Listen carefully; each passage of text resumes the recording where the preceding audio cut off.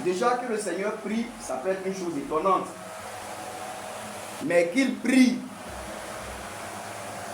toute une nuit, c'est encore plus étonnant. Parce que vous voyez, nous qui sommes ici, certains même ne s'appliquent pas à prier. Et ceux qui prient, ils prient peu. Voilà. Alors que si quelqu'un devrait prier peu, ça devrait être le Seigneur. Et puis si quelqu'un devrait prier beaucoup, ça devrait être nous. Parce que nous avons beaucoup plus de faiblesse, beaucoup plus d'incapacité, beaucoup plus de problèmes que lui. Voilà, lui il n'en a pas du tout même. Voilà.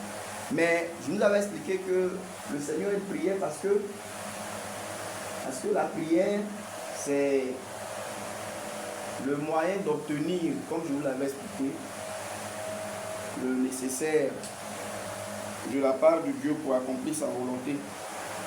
Et je disais que comme le Seigneur Jésus était venu sur la terre pour accomplir la volonté de Dieu, donc c'est la raison fondamentale pour laquelle il priait. On prie pour avoir le nécessaire pour l'accomplissement de la volonté de Dieu. Et c'est pourquoi je nous avais dit que, vous voyez, on ne peut pas parler d'efficacité, de persévérance et même de développer une bonne vie de prière quand on n'a pas résolu la question profonde d'être quelqu'un qui a décidé de vivre sur cette terre pour la volonté de Dieu. Prier, ce n'est pas le fait de taper les mains, taper les pieds et puis faire beaucoup de gymnastique ou bien de grimaces. Non. La prière est destinée à des personnes qui ont dédié leur existence à l'accomplissement de la volonté de Dieu. Il y a beaucoup de personnes qui font souvent beaucoup de bruit, mais c'est du bruit qui n'aboutit à rien, comme le dit la loi. C'est du bruit qui n'aboutit à rien. La vraie prière est une plante qui se développe sur le terrain de la volonté de Dieu. Ça veut dire quelqu'un qui s'est engagé à faire la volonté de Dieu. Vous voyez, c'est pour cela que vous ne pouvez pas vraiment développer. Je ne dis pas que vous ne pouvez pas parler pendant longtemps quelque part. Vous pouvez parler. Prier, c'est pas parler. C'est pas le fait que vous soyez en train de parler pendant 30, 40, 1 heure, 2 heures. C'est pas ce qui veut dire que vous avez prié. Bien que la bonne prière est aussi bien des fois profonde, elle est même agonisante, elle est fervente. Mais ce n'est pas premièrement ça qui définit la prière. Si un frère ou une soeur veut développer une vraie vie de prière, il ou elle doit être décidé à faire dans sa vie la volonté de Dieu. Ouais, dans le livre de Jean, le Seigneur a dit que pour discerner si sa doctrine vient de Dieu, il faut que tu sois toi-même engagé à faire la volonté de Dieu. Vous voyez encore ça? Et moi, je me range du côté du Seigneur pour croire que bien des fois, ce n'est pas tellement le sujet qui est compliqué. Je vais parler par exemple des sujets sur lesquels souvent on a des difficultés dans la parole de Dieu. Souvent, ce n'est pas tant le sujet qui est tellement compliqué qu'on n'arrive pas du tout à le comprendre. Beaucoup de nos contestations, beaucoup de nos raisonnements, beaucoup de nos revendications, beaucoup des choses qui dans les voies du Seigneur nous rejetons. Le vrai problème en dessous, c'est que nous ne sommes pas entièrement décidés à faire la volonté de Dieu dans notre vie. C'est ça le vrai problème. Et le Seigneur Jésus a dit, si quelqu'un veut faire la volonté du Père, dès que cette question est sincèrement réglée dans un cœur, le Seigneur dit, cette personne-là, elle le reconnaîtra à coup sûr que la doctrine que je prône est celle de Dieu.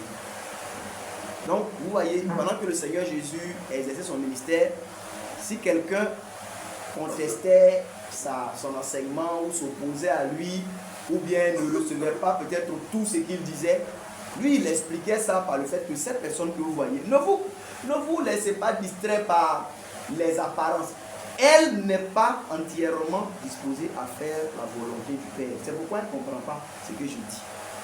Donc vous voyez que pour le Seigneur, la compréhension même de la doctrine qu'il prône là, ça ne vient pas tant de nos capacités intellectuelles, mais ça vient surtout d'un cœur qui est sincèrement décidé à faire toute la volonté de Dieu sur cette terre. Voilà. Et il en est de même de la prière. Vous voyez que pour le Seigneur, il dit, si quelqu'un veut faire la volonté de Dieu, il saura que la doctrine que je prône là vient de Dieu. Et à la suite du Seigneur, je dis aussi que si quelqu'un veut vraiment faire la volonté de Dieu, il finira par développer une bonne vie de prière. Je crois que ce qui cause vraiment problème à la pratique de la prière chez plusieurs, ce n'est même pas parce que tu es beaucoup fatigué. C'est même pas parce que tu es beaucoup fatigué. C'est pas parce que le travail te prend beaucoup de temps. Le frère, il le disait tout à l'heure. Voilà. Ce n'est pas cela. Ce qui cause problème, c'est que tu n'es pas résolu entièrement à faire la volonté de Dieu. Et quand je dis ça, vous m'avez dit que non, mais j'ai laissé mon copain. Ce n'est pas ça la vie chrétienne, mes frères et mes sœurs. Si cette résolution intérieure de faire toute la volonté de Dieu n'est pas établie, tu ne peux pas développer une bonne vie de prière. Ce n'est pas possible. Ce n'est pas possible.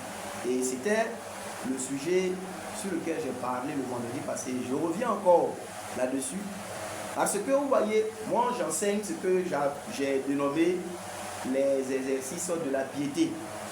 J'ai parlé de la lecture des Écritures, de la méditation des Écritures, de la prière, du jeûne, du témoignage, de la communion et puis de l'économa ou des dons à Dieu, si vous voulez.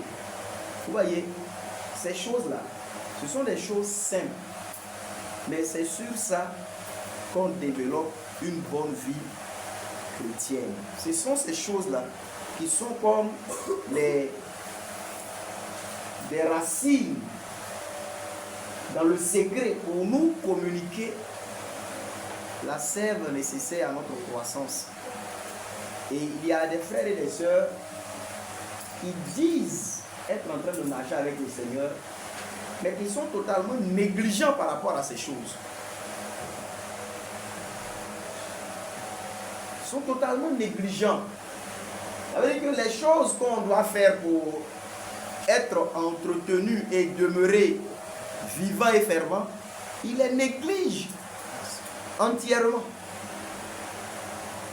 Est-ce que ce sont vraiment des gens qui ont à cœur de faire route avec Jésus-Christ sincèrement?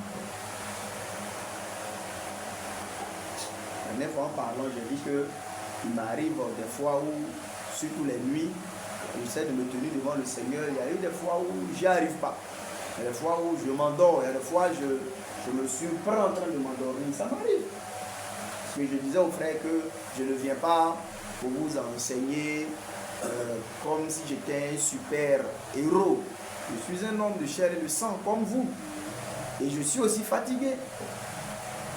Je tombe de temps en temps malade aussi. C'est vrai que Dieu me soutient avec une bonne santé. Mais je suis sujet aux mêmes faiblesses que tout le monde ici. Donc j'expliquais ça aux frères. Mais je veux dire que quand quelqu'un est sérieux dans son affaire de suivre Jésus jusqu'au bout, comment ce frère ou cette soeur peut constater, par exemple, qu'il n'a plus communion vraiment avec Dieu?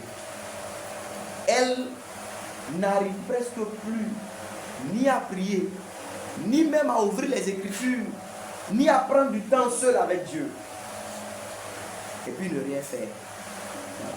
Donc celui ou celle qui marche comme cela, il n'est pas sérieux dans son désir d'aller avec Jésus jusqu'au bout.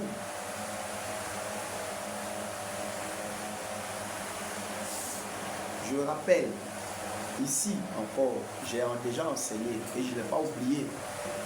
J'ai parlé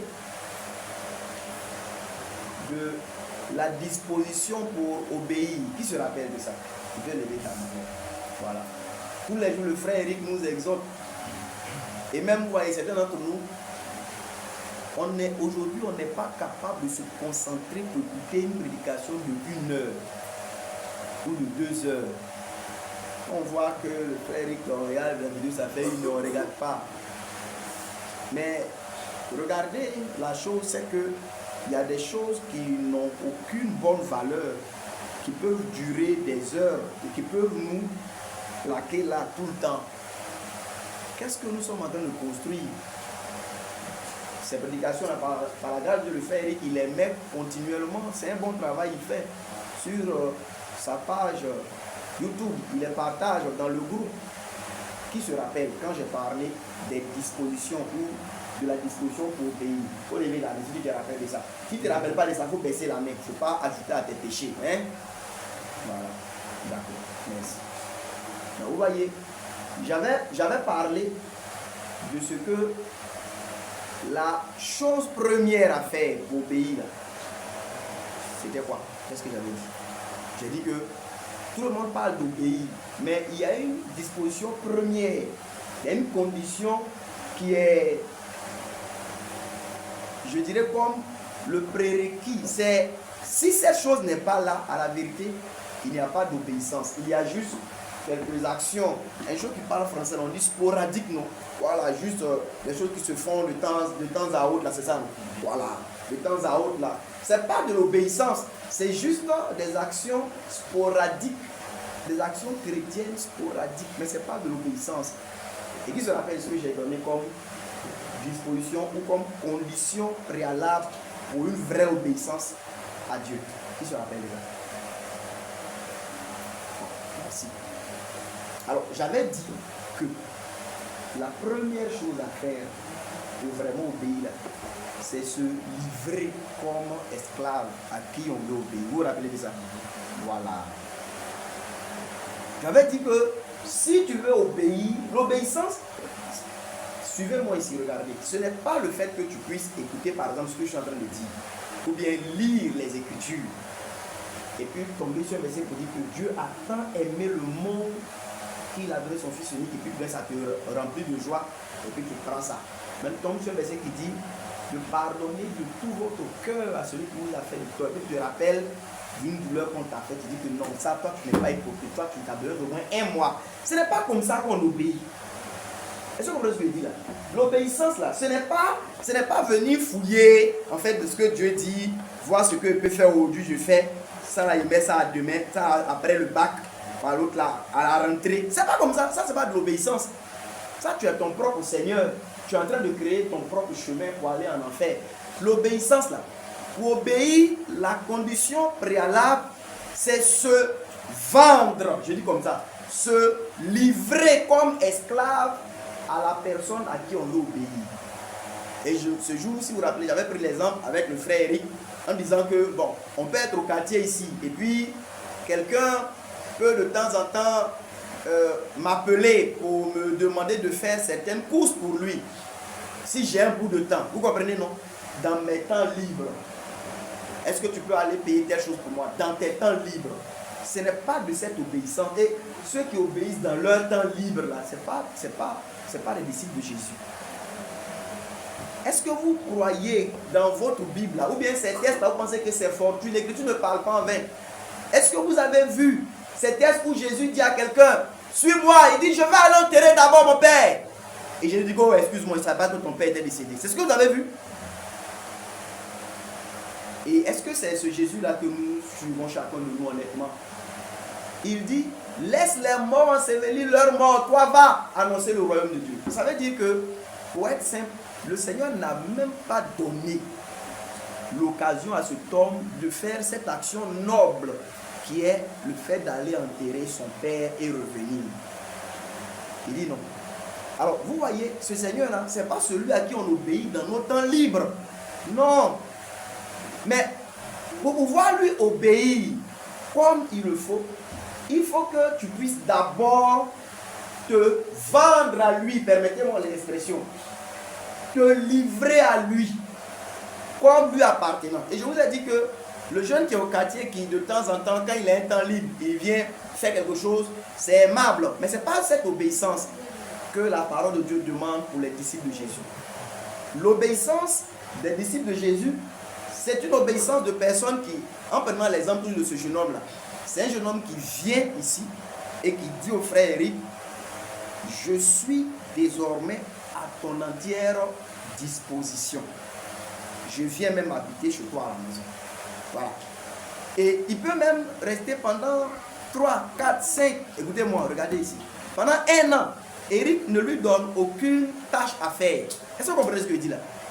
Ça veut dire qu'il est là pendant 1 an, Eric ne lui donne aucune tâche à faire.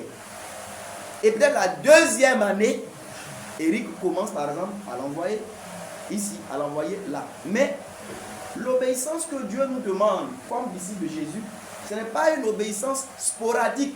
Ce n'est pas une obéissance quand on peut. Ce n'est pas une obéissance quand on n'est pas fatigué. Ce n'est pas une obéissance quand on est libre. Ce n'est pas une obéissance quand ça va. Non, non, non, non, non, c'est pas cela. Ce n'est pas quand on est mouton, on vient demander, ah, il n'y a pas quelque chose à faire. C'est pas cela. L'obéissance que Jésus demande, c'est de quitter chez soi, ayant compris ce qu'il a fait pour nous, quitter chez nous pour venir chez lui et dire, Seigneur, désormais je suis à toi. Et puis il dit, ok, sois avec moi à côté ici. Tu es là. Est-ce que vous avez remarqué que ceux qu'on appelle les apôtres, au commencement là, quelles étaient les tâches que le Seigneur leur donnait? Ce n'était pas nécessairement des grandes tâches. Souvent, il y a certains qui l'envoyaient au marché pour aller acheter à manger. Souvent, il envoyait d'autres pour aller préparer une chambre où ils allaient se rassembler. Aller chercher l'anneau. Allez, voilà, aller chercher un anneau, merci. Mais tout ça, ça faisait partie de l'obéissance. Mais vous voyez, pour nous, c'est qu'au moment où le Seigneur cherche quelqu'un envoyé pour chercher un anneau, on est occupé. Voilà. Et là, on lui dit que, ah, mais toi, mais tu sais qu'actuellement, voilà, je suis occupé. Tu peux pas au moins, tu peux au moins venir vers 17h, c'est que je suis descendu à 17h. Voilà, vous voyez. Et là, quand le Seigneur a besoin d'un anneau à midi, mais il faut qu'il attende à 17h parce qu'on est occupé. Ça, c'est pas de l'obéissance. J'espère que vous comprenez ce que j'essaie de nous expliquer. Et obéir au Seigneur, il y a un préalable. C'est se donner à lui pour être avec lui. Tu es avec lui. Et dans la foulée, là, en marchant, il peut avoir nécessité de payer quelque chose. Il peut être nécessaire même de t'envoyer prêcher. Il peut être nécessaire de t'envoyer, comme l'a dit, détacher un anon parce qu'il en a besoin. Mais c'est aller détacher un anon pour le Seigneur et puis aller dans toutes les nations prêcher l'évangile sous ordre du Seigneur, c'est la même obéissance. C'est la même obéissance. Mais ici, Paul a dit que on dit on est esclave de celui à qui on se livre. Voilà. Et l'apôtre dit que si on se livre ainsi donc au péché, on devient donc esclave du péché. Ou si on se livre à la justice, on devient aussi donc esclave de la justice. Et pour obéir, il faut d'abord se livrer. Et j'ai ici expliqué encore l'histoire des princes de Pharaon. J'ai pris cet exemple pour soutenir ce même principe. Et si on n'arrive pas vraiment à pratiquer l'obéissance, mais ce que je dis là, il en est de même de ce que j'appelle la prière. Il en est de même de reconnaître la doctrine de Dieu. Il y a des préalables. Pour reconnaître la doctrine de Dieu, il faut au préalable être décidé à faire sincèrement la volonté de Dieu. Pour développer une bonne vie de prière, il faut au préalable être déterminé à faire toute la volonté de Dieu dans votre vie. Et pour pratiquer une vraie obéissance, il faut au préalable se livrer comme serviteur, comme esclave à celui à qui on veut obéir. Vous devez dire au Seigneur, Seigneur, je suis là. Tu dois dire au Seigneur, Seigneur, je suis à toi. Non pas simplement comme une parole, mais ça doit être vrai. Et Paul parlant de Timothée, il dit, je n'ai personne ici qui partage mes sentiments. Je n'ai personne ici qui prenne à cœur votre situation.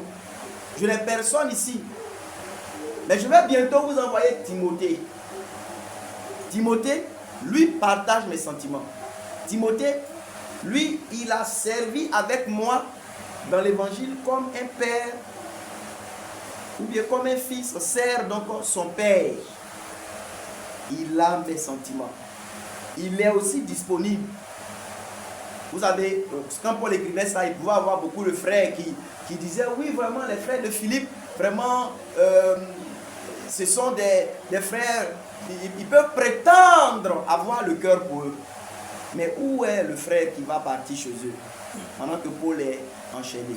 Où est le frère? Et là, on dit, ah, vraiment, Paul, il faut m'excuser. Il faut m'excuser. Tu sais que toi, tu sais que, toi-même, tu sais que, toi-même, tu sais que, etc. Paul dit non. Mais Timothée, il a mes sentiments. Il a les mêmes sentiments. Votre situation lui tient à cœur. Et il est donc disponible. Il n'y a personne parmi nous ici qui ayant pris à cœur, par exemple, d'être un instrument de salut, non pas comme profession, mais non pas comme confession simple, mais quelqu'un qui est résolument engagé à ce que de nouvelles personnes s'ajoutent à cette église-là.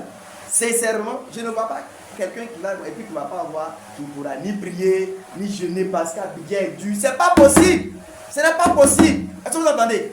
Ce n'est jamais possible. Mais ces choses-là deviennent possibles quand, à la vérité, on est en train de poursuivre nos propres intérêts en Jésus-Christ. Quelqu'un entend-il ma voix? Quelqu'un entend-il ma voix? Quelqu'un entend-il ma voix? C'est cela. Je le répète, un frère ici qui est vraiment engagé au salut des âmes, par exemple, qui travaille à ce que et qui considère qu'il faut que des âmes nouvelles s'ajoutent concrètement à cette assemblée, il aura des luttes, il aura des difficultés. Il y a des moments où il sera aussi fatigué, mais il ne pourra pas être quelqu'un qui va être relâché.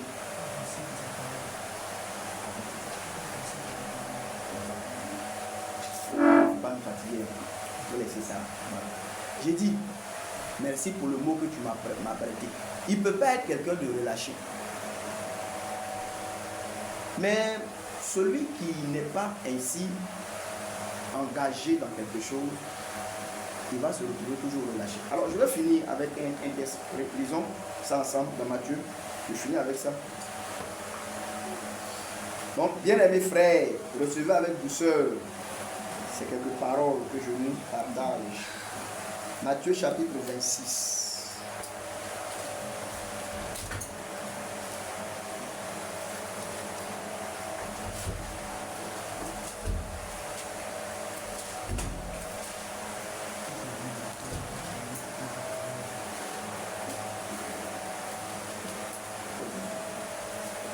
Alors,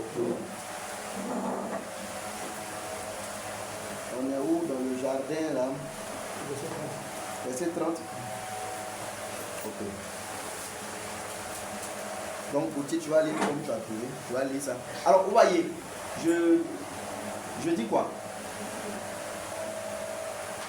Je veux terminer avec ce que j'appelle le rapport entre l'engagement et puis la prière. Vous voyez, il y a un rapport direct. Et ce que j'appelle l'engagement, c'est le fait d'être... En fait, c'est notre relation avec Jésus comme notre Seigneur. Celui qui est engagé, il est dans une relation avec Jésus, mais sous le rapport de sa seigneurie.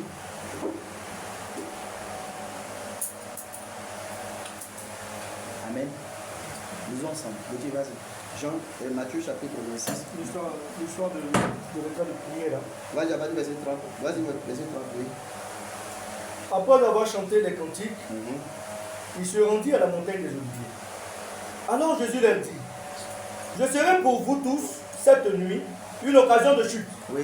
Car il est écrit, je frapperai le berger et les brebis du troupeau seront dispersées. Avant que tu continues, c'est une petite parenthèse. Comme voilà, je vais faire ce commentaire avant d'avancer. Ouais, le Seigneur Jésus, il dit, vous allez tous vous disperser. Pourquoi? Car il est écrit. Et pour le Seigneur, ce qui est écrit là, c'est ce qui va arriver. Vous voyez, là, Pierre, il était encore quelqu'un qui ne comprenait pas bien des voix du Seigneur. Et qu'est-ce qu'il va dire? Mais après que je serai ressuscité, je vous précéderai en Galilée. Verset 33. Pierre, et là, Pierre va contredire le Seigneur. Le Seigneur dit une chose et Pierre le contredit. Vous voyez, aujourd'hui, j'ai vu mon frère, la Pierre, Fabrice Livingstone, qui a repartagé une petite vidéo que j'avais fait l'année passée à la même date, où j'expliquais qu'on ne peut pas défendre le vrai évangile, la vraie doctrine, et puis en même temps vouloir être invité partout. Ouais. Et ce que je disais dedans, c'est que j'expliquais qu'il y a des gens, Jésus dit une chose, eux ils disent qu'ils vont gérer. Vous êtes gravement séduits. Ça veut dire que Jésus dit, nul ne peut servir 2 maîtres à la fois. Et on rit. On dit, oh, le jeune là, comment ça? Et Salomon. Et chaque fois je l'ajoute parce que je pense qu'ils ont pensé à ça. Et Salomon, il était le plus riche, mais il servait Dieu ou il ne servait pas Dieu. Jésus dit, mais vous citez Salomon, Dieu connaît vos cœurs. Vous êtes avares. Le texte dit, les pharisiens, ils étaient avares. Et tu es avare. Et Jésus parle de cette délivrance, de cette avarice. Au lieu de t'humilier, tu ris. Tu dis, oh, les jeunes gens là, les jeunes zélés, et quand ils commencent le ministère, comment ça on ne peut pas servir? Dieu dit, je suis le Dieu de l'or et de l'argent. L'or et l'argent m'appartiennent. Et la Bible même dit que je veux que tu prospères à tous égards comme prospère l'état de ton âme. Voilà. Oui. Et Jésus dit, vous ne pouvez pas servir Dieu et maman. Et on pense qu'on peut gérer. Paul dit, écoutez-moi bien. Paul dit, si vous voulez plaire aux hommes, vous ne pouvez pas être un serviteur de Christ. Permettez-moi d'y ajouter un commentaire. Un fidèle serviteur de Christ. Une fidèle servante de Christ. Je vais vous dire, vous qui êtes là, en parlant ici, vous pouvez voir les pasteurs, les prédicateurs. Mais même si vous voulez être un bon disciple de Jésus et que vous voulez vous concilier la bonne renommée parmi tous ceux qui font profession de christianisme, vous réunirez Jésus à la fin. Vous ne pouvez jamais être fidèle. Et il y a des frères et des sœurs, leur problème c'est ça. C'est qu'ils veulent être contents avec tous leurs camarades. On dit que quoi? Toi tu es toujours avec la assemblée là. Et tu as honte de moi, le prisonnier du Seigneur, le témoin du Seigneur. Tu lui dis non. Il passe là-bas de temps en temps. Mais que Dieu te sorte d'ici en même temps. Paul dit, n'ayez point honte de moi, le prisonnier du Seigneur. Si vous croyez là, assumez-le. Et les frères et les sœurs, ils sont toujours entre Baal et puis l'Éternel. On ne sait pas ce qu'ils croient. Est-ce que vous croyez? Assumez-le. Ce désir de complaire à tout le monde là, ça détruit la foi de beaucoup. Je ne demande pas que vous puissiez chercher des paraboles. Vous voyez, quand il défend l'évangile là, il est allé jusqu'à dire aux Galates, Galates insensés, qui vous a ensorcelé, qui vous a envoûté. Vous qui avez commencé par l'esprit, vous voulez finir par la chair, qui vous a envoûté pour croire de telles choses désormais. Mais vous voyez, quand tu parles ainsi, les gens vont te trouver toutes sortes de qualifications. Mais Paul dit, mais est-ce que c'est votre faveur que je cherche? Et suis-je devenu votre ennemi parce que je vous ai dit la vérité? Il l'a dit. Il dit, si je complaisais encore aux hommes, je veux que tu puisses bien comprendre ça, frères et sœurs. Même dans ta marche chrétienne, je le répète, il y a des frères et des sœurs qui ont une vie chrétienne qui ne progressent pas pour ça.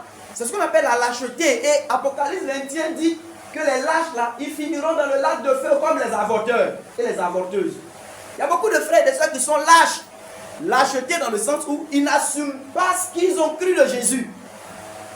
Ils n'assument pas. Que Dieu fasse de nous des personnes courageuses. Amen. Des vrais disciples de Jésus.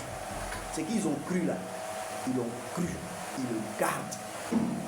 Et même si un jour ils doivent perdre l'estime de tout le monde, qu'il en soit ainsi. Et je disais dans cette petite vidéo au passage, avant qu'on continue, que vous savez, la fidélité de Sadoc à David, l'attachement de Nathan à David, ben ça leur a coûté de ne pas être invités à la fête investiture de Adoniya, le 4e fils de David, rebelle. Vous savez, quand Adoniya fait sa fête, il a invité Joab parce que Joab, il trouve que, déjà même Joab, c'est quelqu'un qui marche avec David, mais selon lui, ses propres voies. Si David dit une chose qu'il arrange, il fait, il ne s'arrange pas, il fait autre chose. Ça a été la caractéristique de Joab. Est-ce que vous avez déjà remarqué ça? C'est comme ça qu'il était. Général d'armée, souvent il parle au roi, voilà. Et si le roi dit une chose, puis ça va dans son... Il fait. Si ça ne va pas, il ne fait pas. Voilà. David dit, ne tuez pas Absalom. Il dit que c'est pas ça, ça c'est ton problème, ça. J'ai compris. Il va, il le tue. Voilà. Il revient. Vous voyez? Et Adoniya a invité Joab. Bon. J'ai pris votre temps, excusez-moi. Ah ok, là il est là. C'est pas facile. Ah, il a invité Joab parce qu'il voyait que Joab il se prêtait à ces choses. Mais il n'a pas invité Sadok. Il n'a pas invité Nathan. Parce que souvent on voit tes manières de faire, on voit tes manières de marcher. Et vous savez souvent même là, de toute façon tu marches là même, on ne peut pas t'inviter dans certains commérages. Quand on te voit comme ça là, on te laisse, on sait que toi là si on t'invite ça envoie un problème. Souvent pleurer quand on vous invite à des investitures d'Adonia, c'est-à-dire que vous-même votre marche là, ça prête à confusion. Mais je veux simplement faire savoir que si vous voulez être un fidèle disciple de Jésus, vous ne pouvez pas vous concilier les bonnes grâces de tout le monde. Jésus lui-même n'a pas fait l'unanimité. Lui-même, la paix en chair, la bonté en chair, l'amour en chair, la grâce en chair. Est-ce qu'il a fait l'unanimité? Plusieurs n'étaient pas d'accord avec lui. Et pourquoi moi, je vais chercher à être autre chose, moi le bois sec? Alors, je ne cherche pas des histoires par les mauvais comportements.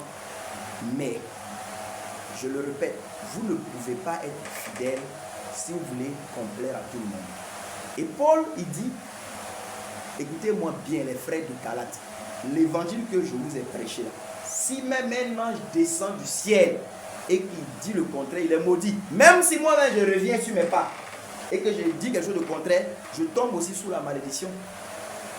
Alors vous voyez, pour pouvoir redresser les choses, il vous faut parler avec clarté. Il ne faut pas être quelqu'un, quand tu as fini de parler, on ne sait finalement pas ce qui est vrai, ce qui est faux. Aujourd'hui, on est dans un christianisme où on ne sait plus ce qui est vrai, ce qui est faux. C'est vrai qu'il dit ça, tu n'as pas tort, mais tu n'as pas raison. Vous voyez, on est dans un truc, on ne sait pas quoi. Mais parce que ce qui est franc, vous savez, je vous ai dit que c'est pourquoi les ennemis de Jérusalem ne voulaient pas que la muraille puisse être rebâtie. Je vous ai dit que la muraille là, c'est elle qui dit où Jérusalem s'arrête. Vous comprenez, non? Voilà. Et l'ennemi n'aime pas ce qui est clair. Depuis que dans l'église, on ne sait plus si par exemple une femme peut être pasteur ou si une femme ne peut pas être pasteur, c'est la parabole de l'ivraie et du blé. Parce que l'ivraie et le blé, c'est quoi la caractéristique? C'est que les deux se ressemblent. Et dès le moment où les deux se ressemblent, ça envoie la confusion. On ne sait plus trop qu'est-ce qui est bon, qu'est-ce qui n'est pas bon. Et depuis que par exemple dans l'église, on ne sait plus, on n'est plus certain si par exemple, c'est un exemple que je prends, si une femme peut être pasteur ou non. Vous voyez ce que ça crée? C'est une grande confusion. Mais parce que ça veut dire qu'on est dans une Jérusalem qui n'a pas de muraille. Parce qu'à la muraille, on sait clairement où Jérusalem s'arrête. Après ça, ce n'est plus Jérusalem. Et les ennemis préfèrent qu'on aime Jérusalem sans muraille. Là, comme ça, on est... C'est relatif. Certains pensent que ça arrive là-bas, d'autres pensent que ça arrive ici. Et on peut rentrer de partout. Chacun fait un peu ce qu'il veut. Tobija peut avoir une chambre dans le temple. Il est en amitié avec Eliakim, le grand prêtre, un de ses petits-fils à marier. Et puis on est dans... Ouais, c'est un gros cafouillage. Mais où les ennemis ne sont pas les bienvenus. Ce sont ceux-là qui viennent relever, vous voyez, ces ruines-là. Et dire que voici où s'arrête Jérusalem.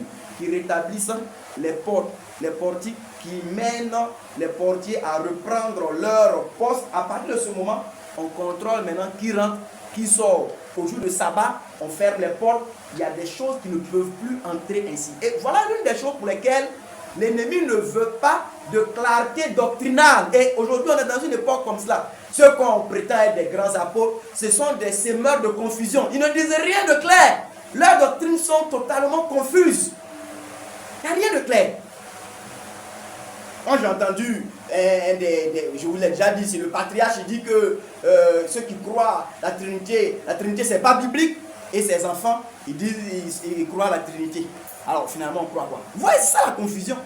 Vu que le grand-père dans la foi, ou le grand-père spirituel dit que Trinité est faux. Et si on lui montre ça, il n'est plus pasteur. Vous avez vu ça?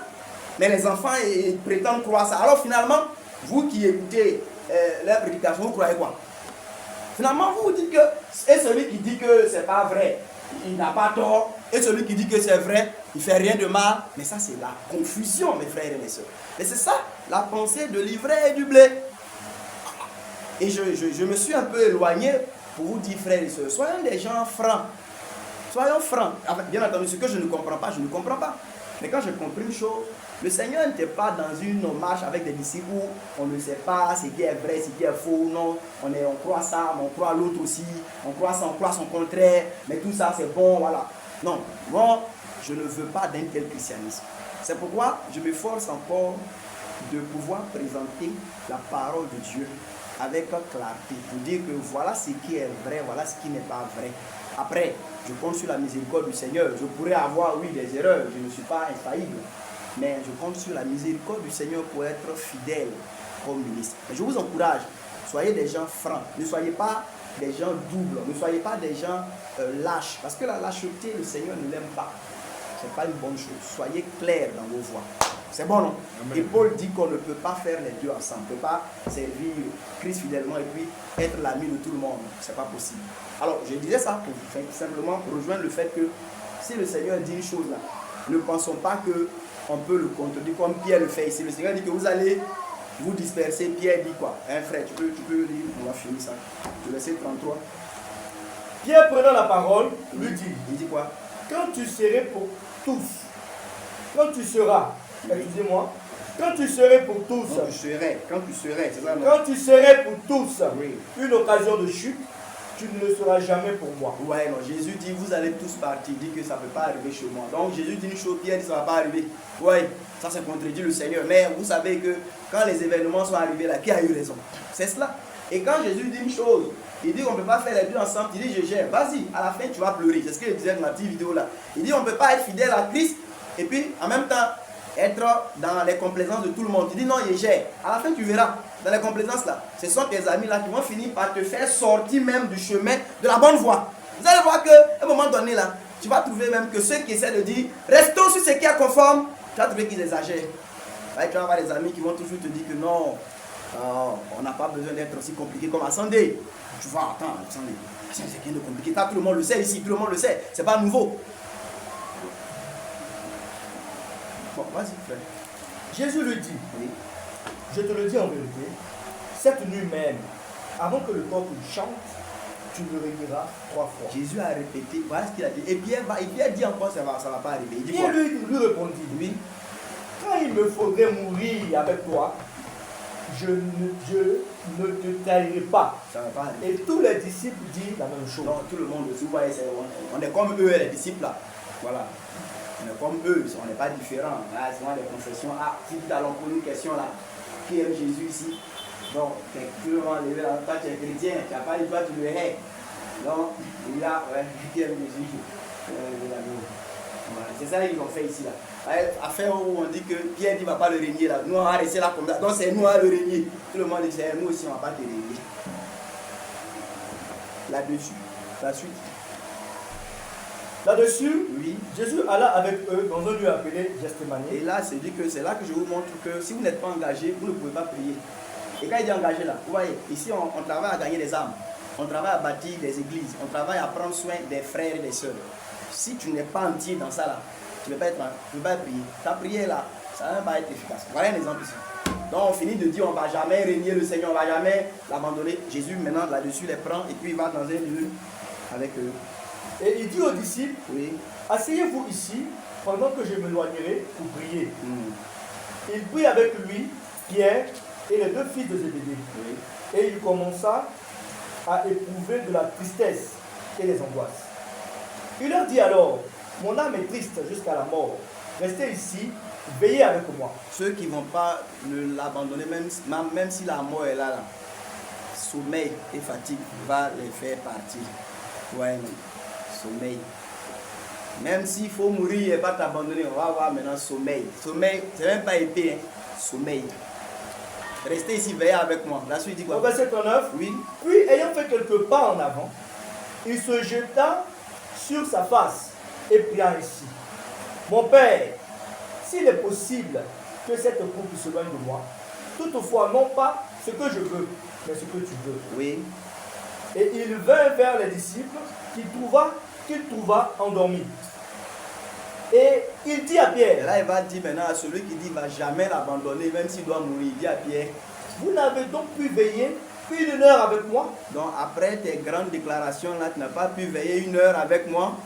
Veillez prier. Bien, il faut veiller prier. Oh. Afin que vous ne tombiez pas dans la tentation. Les grandes décisions de ce que je vais rester fidèle toute la vie à mon mari là, c'est facile à dire. Est-ce que tu as déjà vu un joli garçon? Après tes déclarations de ce que tu ne vas jamais tromper ton mari. Même si on te donne milliards. Tu as déjà senti l'odeur de l'argent qui vient de sortir de... On vient de couper il n'y a pas longtemps. Un mercure qui est encore... Et tu as déjà senti l'odeur là. Tu ouvres une bonne manette, tu sens l'odeur, tu te dis, mais est-ce que la foi même, c'est pas dans le cœur? Et puis on dit, Jésus a payé pour nos péchés passés, présents et puis futurs. Non, même ce que je m'apprête à faire là, il a déjà payé pour ça.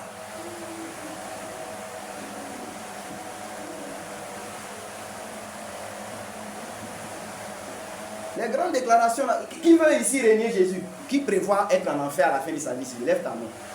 Qui prévoit être en enfer? Et que toi, tu as un fait programme, tu vas passer ta vie, tu as fait un certain nombre de choses, et puis après tu vas en enfer. Qui prévoit ça ici? Lève ta main.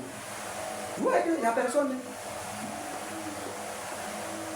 Mais est-ce que, permettez-moi de vous le dire, est-ce que vous savez que dans l'éternité, quelqu'un qui est assis parmi nous ici peut se retrouver quand même en enfer?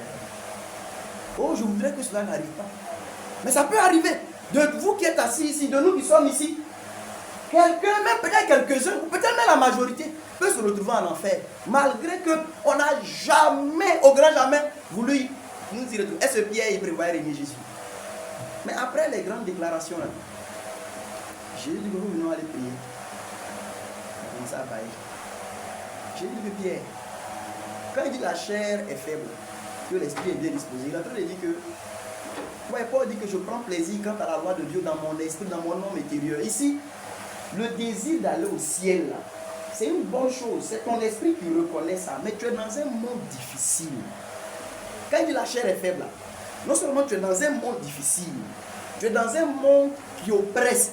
Tu es dans un monde qui a pour objectif de nous faire tous tomber dans les bras du prince de ce monde et finir avec lui dans le lac de feu. Est-ce que tu es conscient que tout le système du monde est conçu de telle sorte que tu abandonnes Dieu et que tu sois avec Satan? C'est à ça que le monde là travaille à ça, tous les jours, dans tout ce qu'il fait, dans les choses les plus agressives, comme dans les choses les plus douces, les plus aimables même de ce monde. L'objectif profond, c'est de te couper de Dieu. Quand tu es conscient de ça là, il ne faut pas seulement te contenter de dire que moi et Jésus c'est jusqu'à la mort. Non! Il fallait prier pour avoir la force. Que demain matin, après beaucoup de temps que tu as fait dans le chômage, quand on va te proposer un réseau de ENA, que tu te rappelles que tu es disciple de Jésus.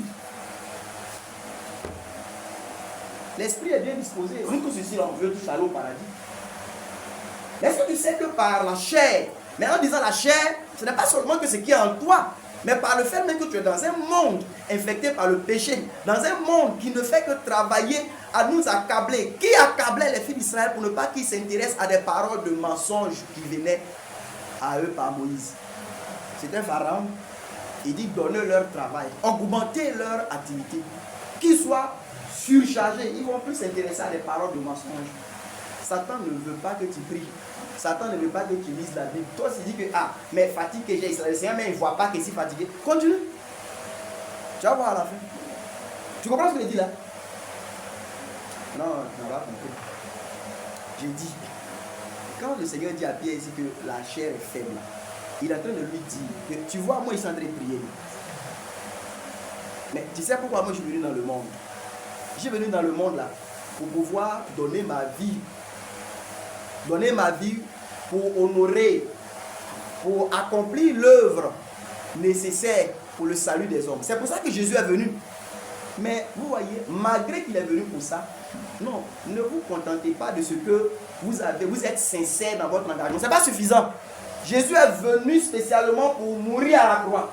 Mais à l'approche de la croix, son âme a commencé à être saisie de tristesse, d'angoisse. Mais ces choses-là, c'était pour qu'il soit détourné finalement de ce pourquoi depuis là il était venu. Et qu'est-ce qu'il a trouvé comme solution? C'était aller se jeter devant le Père. crier au Père jusqu'à ce que, en luttant contre le péché, sa sueur devient comme des grumeaux de sang. Et Hébreu dit, vous n'avez pas lutté encore jusqu'au sang en luttant avec le péché. Il y a des frères et des sœurs, dès que petite tentation les prend net, il appelle en même temps son ancienne copine. Mais pourquoi tu fais ça? Pourquoi tu fais ça? Dès que je vois quelqu'un net, il dit que ça là, il est tombé, et puis il tombe. C'est quoi ça là? Va prier, pour à Jésus. Même comme fils de Dieu, dans cette chair-là, quand il a commencé à éprouver, il n'a pas dit, ça là, il est tombé. C'est quoi ça là? Il allait prier. Il a lutté avec Dieu. Va crier à Dieu. Mais parce qu'on en a besoin. Le tout n'est pas de dire que je ne vais pas faire. Tu vas avoir la force de ça. Et remarque quelqu'un, un des tontons que tu respectes bien, t'appelle. Dis ma fille, ça va? Il y a quelqu'un qui vient me demander après moi, il faut dire que c'est pas là. Tu es là, tu trembles, tu dois dire d'accord. Et puis c'est fini. Et tonton là, tu le respectes, tu ne t'attendais pas à ça. Voilà, ça arrive. Tu as besoin d'arriver, et ton tonton là. Tu dis, il n'est pas là. Après, on dirait que tu es tombé en enfer, ta journée est éclatée. Mais tu viens de mentir. Mais où tu auras la force pour dire au tonton, malgré tout le respect, que tonton, ça là, tu ne peux pas faire. Il y a une soeur ici qui, dans le temps, il y a sa mère qui était dans une relation avec un monsieur là. Il y a une relation irrégulière. C'est la mère de la soeur quoi. Donc elle a un problème avec ce monsieur. Et puis il semble aussi, je raconte qu'on dirait le monsieur voulait passer par elle, ou bien en tout cas quelqu'un voulait passer par elle pour régler le problème. Mais la soeur a dit à sa mère que, étant chrétienne, elle ne peut pas intervenir dans ça. Ah, mais ça lui a valu, oui, des vagues terribles, de paroles difficiles. Mais combien d'entre nous ici sont capables de faire ça? Et c'est une soeur qui est avec nous actuellement. Le gars est beau là, il ne peut pas venir arranger entre les deux. Bon, il n'a pas dit ça comme ça. Mais c'était ça veut dire que pas. Mais ça a été compliqué. La mère lui a dit toutes sortes de paroles. Après, avec des menaces. Ok, c'est de là que l'argent sort. Et donc, maintenant, si tu as un problème, voilà, etc. Beaucoup de choses. Mais elle est restée ferme. Gloire à Dieu pour cela. Mais il faut prier. Il faut se tenir devant Dieu pour avoir la force. Je vais dire, frères et sœurs, les belles déclarations, là, nous tous, on le fait. Personne d'entre nous ne veut renier Jésus. Mais ce n'est pas suffisant. Tu as entendu ce que je dis là? Ce n'est pas suffisant. C'est pourquoi tu vois, quand tu négliges la communion avec Dieu, quand tu négliges la prière, parce que tu penses que c'est une corvée. Mais c'est pourquoi ces journées là, c'est péché sur péché, péché sur péché. Parce que tu n'as aucune force. Et pour nous, je dis que si tu es dans ton salon de couture, tu ne t'attends pas à commettre la fornication là. Mais ce n'est pas que le seul péché de la vie ça. Souvent quelqu'un vient et que la personne commence à faire Bakbatoya avec toi, tu sais qu'on a enseigné qu'on ne doit pas faire ça, mais tu n'as pas de faute, tu as ta camarade, elle dit que tu es là, tu dis oui. Il dit mais il n'était pas, il faut répondre, tu dis ah d'accord. Et puis après tu rentres dedans. Tu n'as pas de force pour dire, pardon, ça là, c'est ça qu'on a enseigné, que c'est pas, tu n'as qu'à laisser. Ah, la soeur est une guérie là. Mais vous savez, ce que je dis là, on est des frères et des sœurs. Est-ce qu'on n'a pas besoin de force pour ça? On a besoin de force. Tu peux connaître quelqu'un, tu vas me dire que depuis là, je vais me sortir des critiques, mais on dirait que le frère qui est là, il est envoyé par le diable, même chaque fois pour me dire, tous les jours qu'il arrive net là, il ouvre un dossier. On est déçus. Quand ça va, il me sent sale, il dit pardon à Dieu. Il dit, il fait plus. J'ai dit, il vient. Il dit, tu as entendu dire que Samuel a fait. Samuel. Il dit que tu as entendu dire que Samuel a fait. Il dit oui. Il dit, mais franchement, le frère là, moi il dit que Samuel là, il te dit Samuel. C'est-à-dire que c'est ceux qui ne le connaissent pas, Samuel là. Il dit, pourquoi il connaît Samuel? Ou bien toi tu ne le connais pas. Tu es là. Il dit, il le connaît. Et puis tu n'as pas de force. Et tu ne pries pas. Toute la nuit tu dors. Bon matin, c'est Papa Toya qui est sur toi.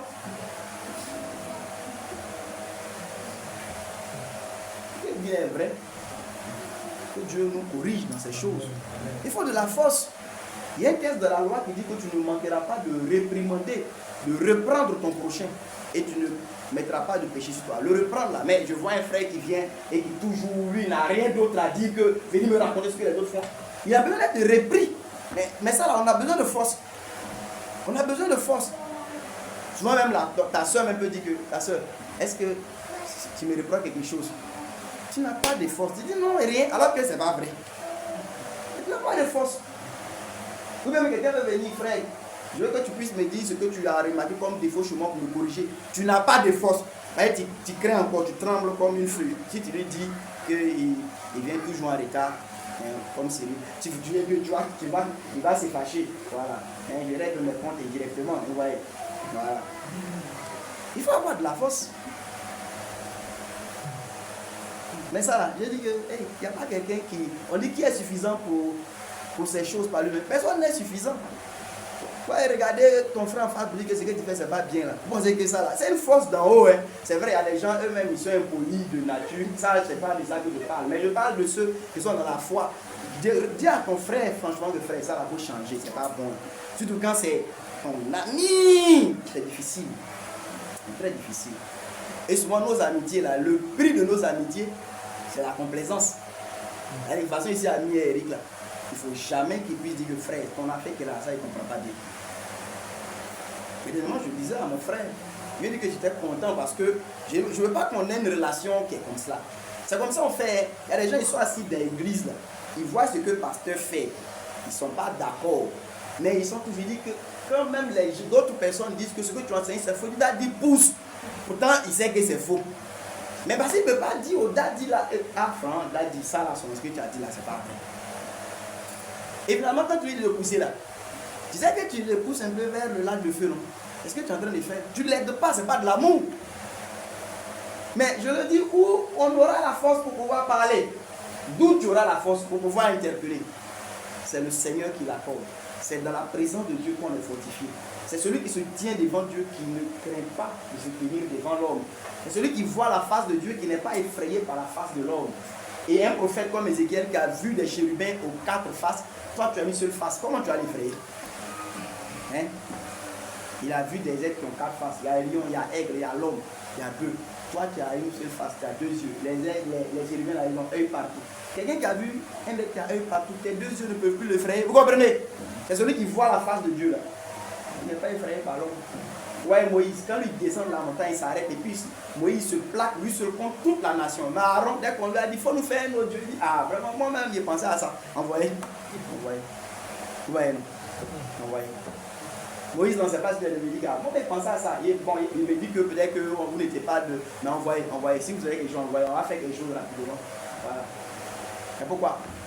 Mais vous savez, vous tenir contre toute la nation pour dire que, oh! Chassez du milieu de vous cette mauvaise pensée de l'idolâtrie. On dit, à qui tu dis ça? À Israël? C'est à Israël que tu parles comme ça à Aaron. Est-ce que tu as réfléchi que tu es seul contre tout le monde? Comme quelque chose de grave est arrivé tout à l'heure. Je dis de t'excuser après pour nous, excusez-moi, j'ai été un peu trop zélé, excusez-moi. Alors, bon, les frères, je voulais simplement dire, il faut arrêter. Que ce que je vous ai appelé le rapport entre l'engagement et la prière, c'est que vous voyez à Gethsémani là. Suivez-moi. Jésus, il était en sueur. Les apôtres avaient froid. Jésus, là, il était en sueur, jusqu'en sueur, là, ressemblait à du sang. Et les apôtres, ils avaient froid. Vous savez, ce qui fait que Jésus est en sueur, et toi, tu as froid, c'est que tu n'es pas engagé avec lui dans le combat qu'il est en train de faire. En fait, celui qui avait l'âme, qui était oppressé, ou bien qui était troublé, qui était angoissé là, ce n'était pas les apôtres, hein. C'était l'âme de Jésus. Et celui qui devait mourir le lendemain là, ce n'était pas Pierre, c'était Jésus. Vous savez, si vous devez mourir le lendemain à la croix là, non, quel que soit vos fatigues là, vous serez éveillés. Vous serez éveillés. Mais qu'est-ce que je voulais dire? Ce qui faisait que les apôtres dormaient pendant que Jésus luttait là, c'est parce qu'à la vérité, ils n'étaient pas engagés. Les pressions de l'œuvre de Dieu n'étaient pas sur leur cœur comme elles étaient sur le cœur de Jésus. Et si vous n'êtes pas un frère qui est engagé, par exemple, sérieusement au salut des perdus, sérieusement à la prospérité et au perfectionnement des saints qui sont avec vous ici. Là. Si vous n'êtes pas engagé, donc vous allez voir que vous ne pouvez pas avoir une vie de prière vraiment fervente. Vous avez juste quelques prières sporadiques encore, hein, voilà, mais vous n'allez pas aller bien loin. Voilà, je m'arrête, il est 21h, dans une minute. Je voulais nous exhorter à vraiment prier, à exercer aussi les autres exercices de la piété, à ne pas être négligent, à ne pas nous regarder nous-mêmes. On veut faire route avec Jésus, mais on voit qu'on ne cultive pas de vraie communion avec lui, mais ça ne nous inquiète pas. Jésus dit que ça là, vie chrétienne comme ça. Et si demain, on nous annonce qu'une persécution, par exemple, a éclaté ici à Abidjan, vous aurez le temps pour avoir suffisamment de force pour résister à ça, au cas où vous retrouvez peut-être comme le cas que le frère Joël nous a rapporté, devant peut-être que des persécuteurs qui vous prennent. Est-ce que vous aurez suffisamment de force pour leur dire que vous connaissez votre Jésus et que vous tenez jusqu'à la fin? Vous ne le pourrez pas. C'est aujourd'hui qu'il faut se réveiller. C'est maintenant qu'il faut marcher droit. Que Dieu vous bénisse. Amen.